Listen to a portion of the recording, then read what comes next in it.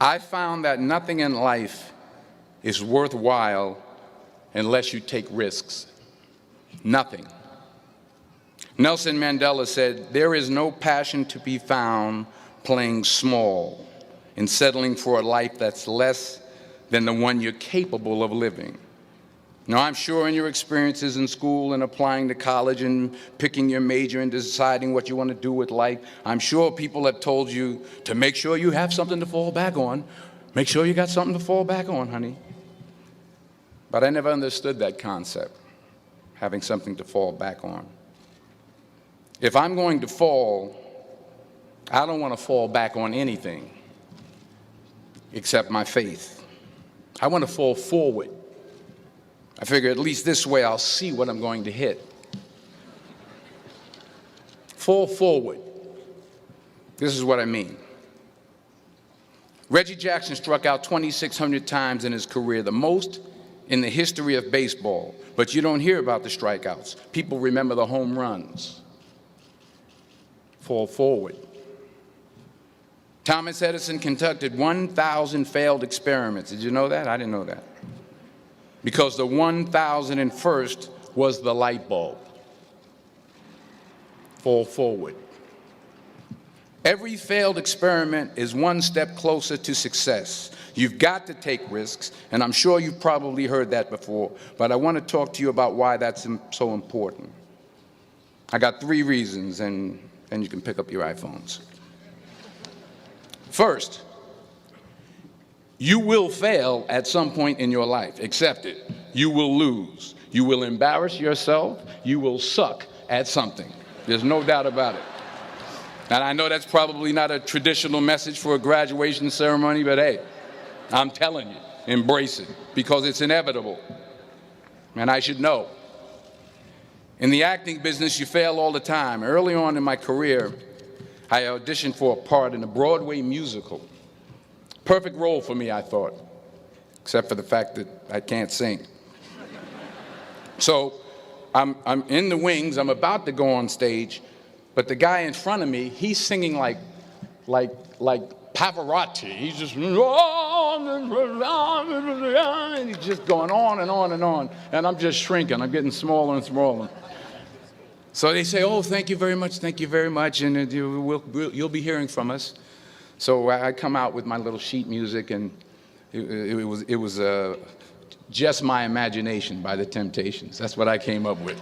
So I hand it to the accompanist, and she looks at it and looks at me and looks out at the director and was like, "All right." So I start, I'm going to sing. I'm like, "It's just my imagination once again, and they're coming away with me." And they're not saying anything, so I'm thinking I'm getting better. So I start getting into it. It was just my imagination. Running. They say, "Oh, yeah, thank you. Thank you very much, Mr. Washington, thank you."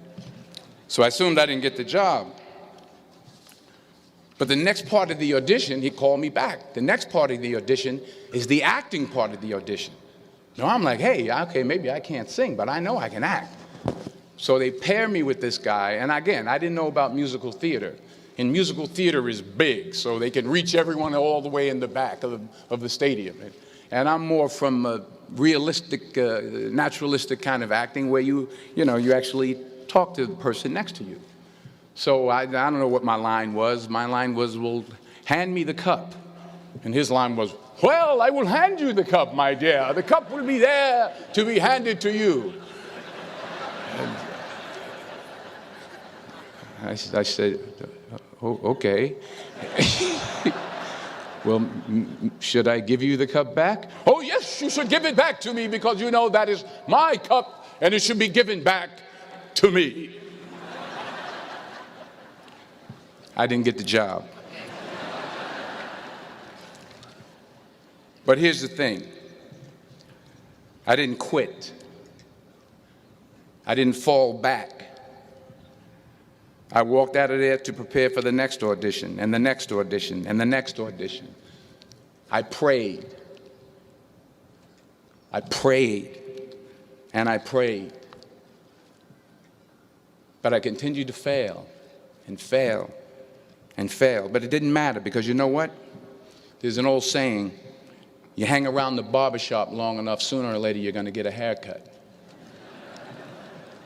So you will catch a break, and I did catch a break. Last year, I did a play called Fences on Broadway. Someone talked about it. Won the Tony Award. And I didn't have to sing, by the way. But here's the kicker. It was at the Court Theater. It was at the same theater that I failed that first audition 30 years prior. The point is, and I'll pick up the pace, the point is, every graduate here today has the training and the talent to succeed. But do you have the guts to fail? Here's my second point about failure. If you don't fail, you're not even trying. I'll say it again. If you don't fail, you're not even trying. My wife told me this great expression. To get something you never had, you have to do something you never did. Les Brown's a motivational speaker. He made an analogy about this. He says, imagine you're on your deathbed, and standing around your deathbed are the ghosts representing your unfulfilled potential. The ghost of the ideas you never acted on. The ghost of the talents you didn't use. And they're standing around your bed, angry, disappointed, and upset. They say, we came to you because you could have brought us to life, they say. And now we have to go to the grave together. So I ask you today, how many ghosts are going to be around your bed when your time comes? You've invested a lot in your education, and people have invested in you. And let me tell you, the world needs your talents. Man, does it ever. I just got back from Africa like 2 days ago, so if I'm rambling on, it's because I'm jet lagged. I just got back from South Africa. It's a beautiful country, but there are places there with terrible poverty that need help. And Africa is just the tip of the iceberg. The Middle East needs your help. Japan needs your help. Alabama needs your help. Tennessee needs your help. Louisiana needs your help. Philadelphia needs your help. The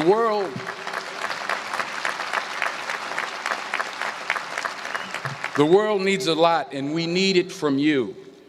We really do. We need it from you young people. I mean, I'm not speaking for the rest of us up here, but I know I'm getting a little grayer.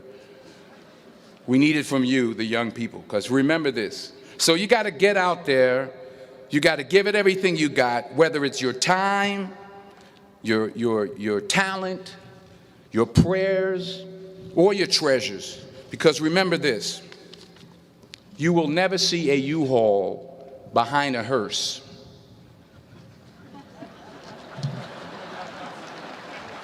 I'll say it again. You will never see a U-Haul behind a hearse. You can't take it with you. The Egyptians tried it, and all they got was robbed. So the question is, what are you going to do with what you have? I'm not talking about how much you have. Some of you are business majors. Some of you are theologians, nurses, sociologists. Some of you have money. Some of you have patience. Some of you have kindness. Some of you have love. Some of you have the gift of long suffering. Whatever it is, whatever your gift is, what are you going to do with what you have? All right, now here's my last point about failure. Sometimes it's the best way to figure out where you're going. Your life will never be a straight path. I began at Fordham University as a pre-med student. I took a course called cardiac morphogenesis. I still can't say it. Cardiac morphogenesis. I couldn't read it. I couldn't say it. I sure couldn't pass it. So then I decided to go into pre-law, then journalism. And with no academic focus, my grades took off in their own direction. Yeah, down. I was a 1.8 GPA one semester, and the university very politely suggested that it might be better to take some time off. I was 20 years old. I was at my lowest point. And then one day, and I remember the exact day, March 27th, 1975, I was helping my mother in her beauty shop. My mother owned a beauty shop up in Mount Vernon.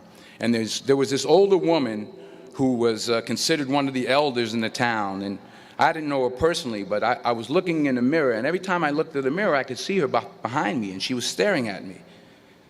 She just kept looking at me. Every time I looked at her, she kept giving me these strange looks. So she finally took the dryer off her head and she said something I'll never forget. First of all, she said, "Somebody give me a piece of paper. Give me a piece of paper." She said, "Young boy, I have a prophecy, a spiritual prophecy."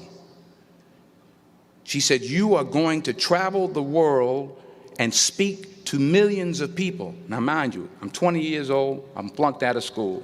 In fact, like a wise ass, I'm thinking to myself, maybe she's got something in that crystal ball about me getting back into school next fall.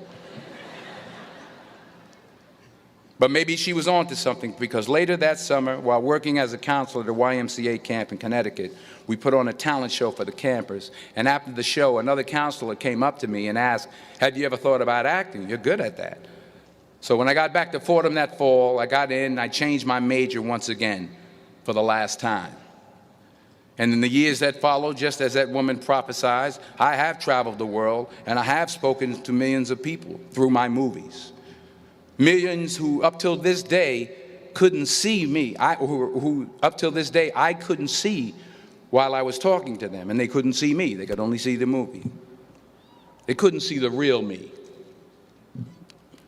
But I see you today, and I'm encouraged by what I see. And I'm strengthened by what I see. And I love what I see.